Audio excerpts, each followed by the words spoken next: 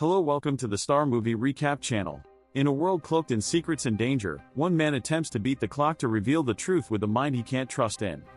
Enemies he can't see. Jason Bourne is driven to the brink of presence. This is a recap of the first part of the Jason Bourne, a franchise, so sit back and enjoy this one as the film opens amidst a stormy night at sea. A body is identity. Drifting among the waves underneath the deck of a nearby fishing boat, a lively game of cards is in progress accidentally as one fisherman casually tosses his trash overboard. The floating body is revealed. Seeing the body offshore, 5 of the fishermen pulled a seemingly lifeless man aboard their vessel. Initially they think he's a goner and they swiftly carry him below deck, laying him flat on their makeshift card table, calling for their onboard medic. As the doctor takes a closer look, he uncovers a huge number of hot injuries on the man's body. Using nothing but a trusty knife, he commences the dangerous task of removing the bullets. Upon closer examination, he discovers an unusual scar on the man's hip. Intrigued, he slices it open, revealing a tiny metallic object. The doctor realizes the object projects an account number for a bank in Zurich. Caught off guard, the patient, currently conscious, grabbed the doctor by the neck, demanding an explanation. In an attempt to defuse the situation, the doctor introduces himself as John Carlo, reassuring the man that he's in friendly company. The doctor then questions the man about the strange metallic object extracted from his hip,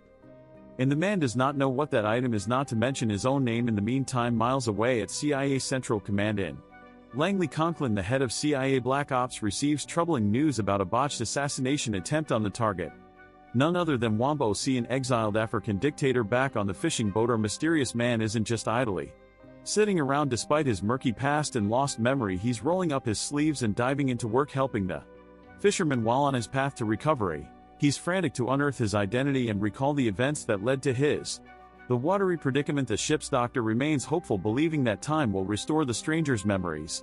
However, this lack of knowing disturbs the stranger, leaving him restless. He displays a multitude of skills and abilities, but the one answer he seeks the most continues to evade him. Who is he and how did he end up here? As dawn breaks, the fishing vessel and sails into a Swiss port. In an act of kindness, the doctor hands the stranger some money, wishing him luck on his unsure journey. Armed with scant memories, minimal cash, and a laser pointer, the only clue to his past, he sets off across the country by train. His journey takes him to the bustling city of Zurich. He is then compelled to spend the night in a public park. It's here that he's confronted by 2 policemen demanding to see his papers. He tries to explain his predicament, but his words fall on deaf's ears. Abruptly, as if triggered by an unseen switch, the stranger springs into action, effortlessly overpowering the 2 police, stunned and on high alert. He doesn't waste a second, taking off in a swift run. In another part of the world, the top officers of the military and CIA gather to talk about the aftermath of the failed assassination attempt on a nearby screen. Wombo C, the exiled African dictator, airs his grievances. He blames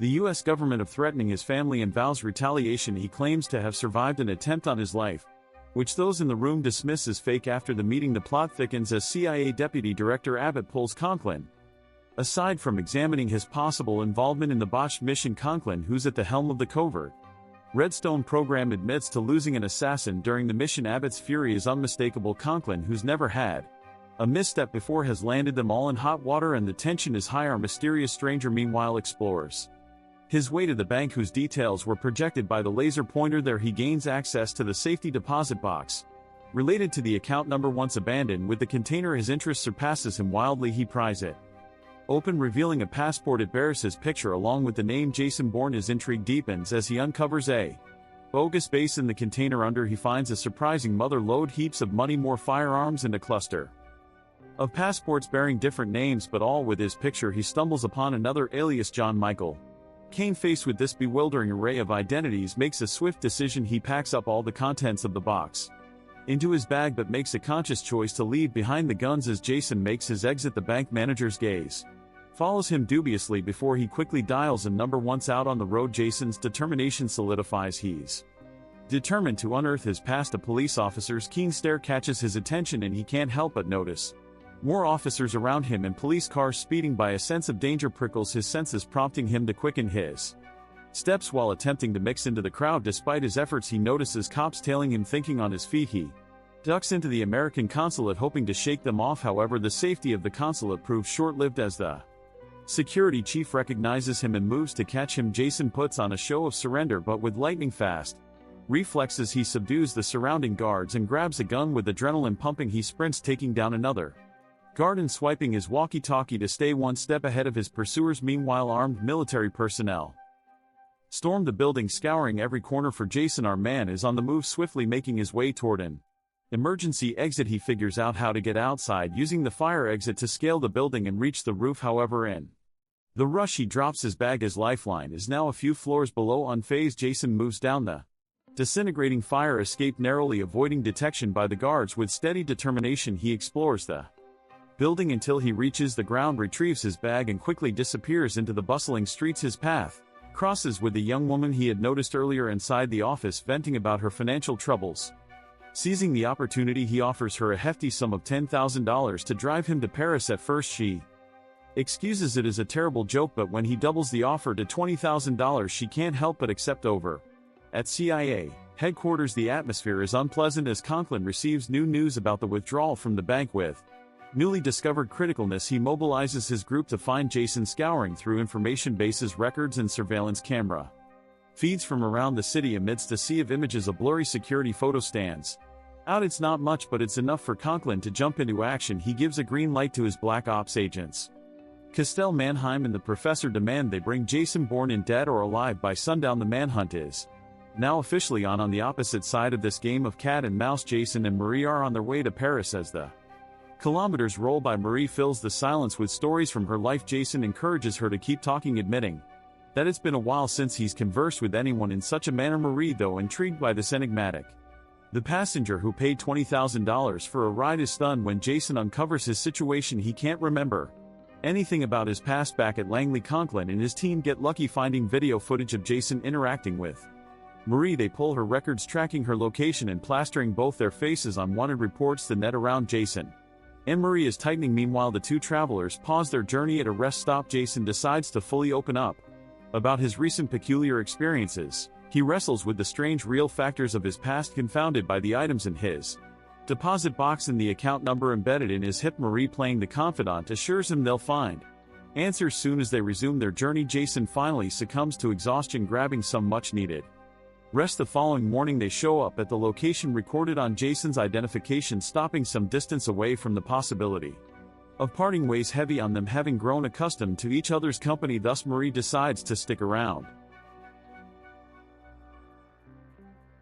Approaching the building, Jason is greeted by a woman who recognizes him and welcomes him home. They receive the keys to his apartment, but it's eerily empty save for a few random items. While Marie excuses herself, Jason makes a call to a hotel inquiring about the names on his passports. He learns that a John Michael Caine had stayed there but tragically died in a car crash 2 weeks ago. Suddenly Jason's senses heighten. He feels danger lurking, grabs a knife and begins to thoroughly search the house. Suddenly the calm is shattered as Castell ambushes them, bursting through a window. Jason springs into action, grappling with the intruder. Castell, armed with a knife, lunges at Jason, but Jason is quickly evading the blade. He seizes a pen, turning it into an improvised weapon, and fends off Castell with deadly accuracy. The struggle ends with Castell hurling through the air. Jason urgently interrogates the defeated agent, demanding to know who sent him. Meanwhile, Marie rummages through Castell's bag and discovers photos of her, and Jason panic sets in. Seeing her distraction, Castell seizes the chance to throw himself over the railing. Marie is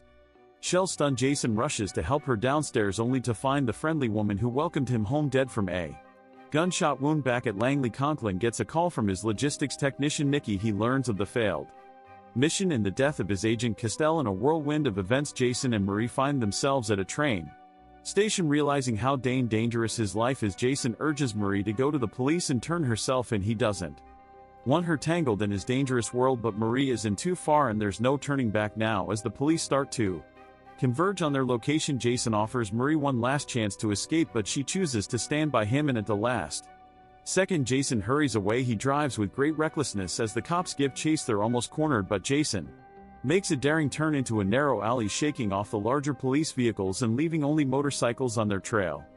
Displaying driving skills that would make Vin Diesel hire him for some more Fast and Furious movies, Jason figures out how to lose an endless flow of followers. An unexpected accident results, yet they figured out how to find asylum in an underground parking area, securely stowed away from the steady pursuit. Until further notice, they've figured out how to get away from the loss-fixing handle.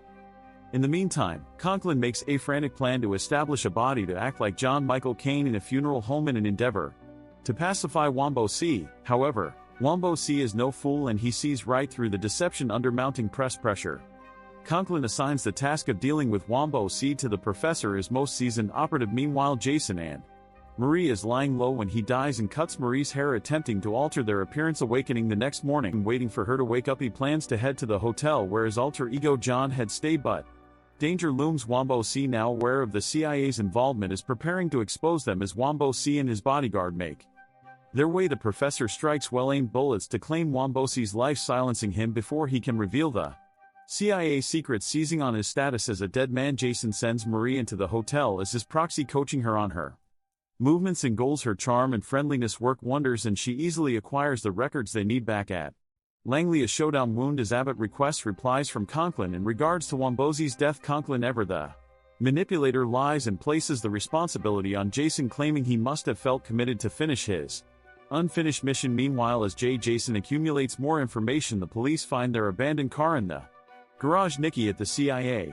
intercepts this call in the hunt for Jason and Marie Titans. They find out that Kane's body has recently been deposited at the morgue. On arrival, they bribe the mortician only to discover that the body has already been taken. After a rough confrontation with the morticians, Jason steals the visitation page and discovers Wombo C's recent visit. Upon learning of Wombo C's assassination and reading about the bungled endeavor on Wombo C's yacht, Jason comes to a harrowing realization: the assailant was shot twice in the back during the escape. He pieces it together. He was the assassin attempting to return to the hotel. They realized the police were closing and quickly they abandoned their cab and escape via the back alley. Marie leads Jason to her friend Eamon's countryside home where he lives with his children. They take refuge there for the night. Back at Langley, Conklin feels the mounting pressure from Abbott. He answers by heightening endeavors to find Jason, requesting his representatives to do all that could be within reach to think that they are later. A few extreme hours the group can find Marie's area decisively. Conklin dispatches the professor to terminate the following morning as Jason and Marie prepare to leave. The family dog disappears, sensing danger. Jason insists that everyone move to the basement. Despite Eamon's initial surprise and anger at the seriousness in Jason's demeanor convinces him to cooperate. He gathers his children and descends into the basement of the house. Phone line has been cut, prompting Marie to panic, but Jason assures her that he will keep them safe. Jason acts rapidly, shooting an oil tanker to cause an explosion. As a diversion, he sprints into the surrounding woods, but the professor, posted in a sniper's position, spots him. Despite several attempts, he fails to hit Jason and realizes he is now the target. The professor tries to relocate, setting up in a field. However, Jason cleverly creates another diversion and seizes the opportunity to close in, shooting the professor and inflicting a mortal wound. Upon learning that they both work for Treadstone from the dying professor, Jason sends Marie, Eamon, and the children away for their safety. He decides to confront the situation head-on. He rummages through the professor's bag and finds a cell phone. Dialing the last number, he gets through to Conklin and his group. Instead of hearing the professor's voice, they're shocked to hear Jason on the other line. Jason demands a one-on-one meeting with Conklin in Paris. He arrives at the meeting location, scanning the area for indications of agents. Spotting several, he decides to abandon the meeting, but not before planting a tracker on an agent's van. This leads him to the location of Treadstone's safe house in Paris. Realizing that Jason has their location, Conklin decides to relocate their safe house. He orders his agents, including Nikki, to destroy all documents and shred any records connected with their tasks as they get ready to leave. As Conklin's representatives keep observing all the vehicle alarms in the block suddenly go off simultaneously inside. Conklin and Nikki realizes that their communication lines are dead, and then the power cuts off. Grabbing his gun, Conklin ventures out to find Jason, but the seasoned assassin ambushes him and incapacitates him quickly. Jason confronts Conklin, wanting to understand why they want him dead. Conklin reveals that they were allies until the Wombo C mission went wrong. Jason was considered the best in his field, was supposed to do the mission seamlessly. However, something went wrong, causing the mission to fail. Pressed by Conklin, Jason begins to remember the ill-fated attempt to assassinate Wombo C. Following Treadstone's orders, Jason had infiltrated Wombo C's yacht as John Michael Caine and had effectively gotten within striking distance. However, seeing Wombo C children, he was unable to track down and in to kill the man, leading to his escape and the subsequent shooting of Jason. Proclaims his resignation from Treadstone and warns Conklin not to follow him. He knocks out Conklin, and as he attempts to exit, he's ambushed by Conklin's men and forced to fight his way through. He manages to overcome them and makes his escape from the compromised safe house. Following Jason's escape, Conklin exits the safe house only to be confronted by Monheim, who executes him under orders from Abbott. With Conklin out of the picture, Abbott immediately closes down Treadstone later Abbott reports to an oversight committee assuring them that Treadstone is no longer functional. The discussion then moves to the conversation of another undertaking codenamed Blackbriar. Some time later Jason tracks down Marie. Upon seeing each other safe, they share a heartfelt reunion. Don't forget to like, share, and subscribe for more Star Movie recaps, reviews, and exciting content. Thanks for joining us today at Star Movie Recap. Until next time, keep watching and stay cinematic.